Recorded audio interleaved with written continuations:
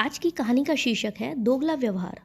शालू की शादी का आज दूसरा दिन था। सभी रिश्तेदार और पास पड़ोस की औरतें उसे घेरे हुए बैठी थीं।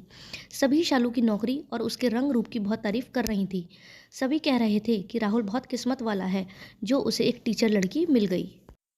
शालू भी यह सुनकर खुश हो रही थी। तभी उसका फ़ोन बज उठा। फ़ोन शालू के घर से आया था। सभी वहाँ उसे याद कर रहे थे और शालू भी अपने घर वालों को बहुत याद कर रही थी। शालू के पापा ने पूछा कि बेटा राहुल कैसा है, उससे भी बात करा दो। यह सुनकर शालू ने पास बैठी अपने ननद से पूछा कि दीदी, पापा राहुल से बात करना चाहते हैं, राहुल कहाँ है। यह सुनकर शालू की ननद शालू को ऐसे देखने लगी जैसे उसने कुछ गलत कह दिया या गलत पूछ लिया, लेकिन शालू कुछ समझ नहीं पाई। जब सभी पास पड़ोस की औरतें अपने अपने घर चली गईं तो शालू की नंद ने कहा, क्या तुम्हें घर में सिखाया नहीं गया कि अपने पति के बारे में कैसे बात की जाती है। शालू ने कहा, दीदी मैं समझी नहीं, आप क्या कह रही हो। सारी औरतों के बीच में तूने हमारी नाक कटा दी। अब तू टीचर है तो क्या अपने पति का नाम लेगी। वह कोई तेरी क्लास का बच्चा थोड़े ही है। तुमसे अच्छे तो हम अनपढ़ गंवार हैं। कम से कम हमें यह तो पता है कि घर में पति से कैसे बात की जाती है। तुम्हें तो पढ़ लिख कर भी अकल नहीं है। देखो आज तो ले लिया है राहुल का नाम, लेकिन आइंदा से कभी उसका नाम मत लेना। हमारे यहाँ बहुएं अपने पति का नाम नहीं लेती, इससे पति की उम्र कम हो जाती है। मुझे तो लगा था यह सब तो तुम्हारी माँ ने तुम्हें सिखाकर भेजा ही होगा। पत्नी के लिए पति भगवान के समान होता है और हम भगवान का नाम लेकर जोर जोर से नहीं चिल्लाते। यह सुनकर शालू समझ गई कि उसके ससुराल वाले थोड़े पुराने विचारों के हैं, परंतु उसे रहना तो यहीं था, इसलिए वो अपने संस्कारों के चलते चुप रह गई।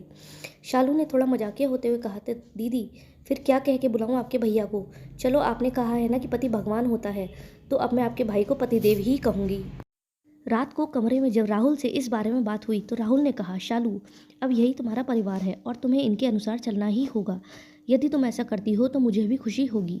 यह सुनकर शालू ने कभी दोबारा राहुल का नाम नहीं लिया, ना ससुराल में और ना ही अपने मायके में।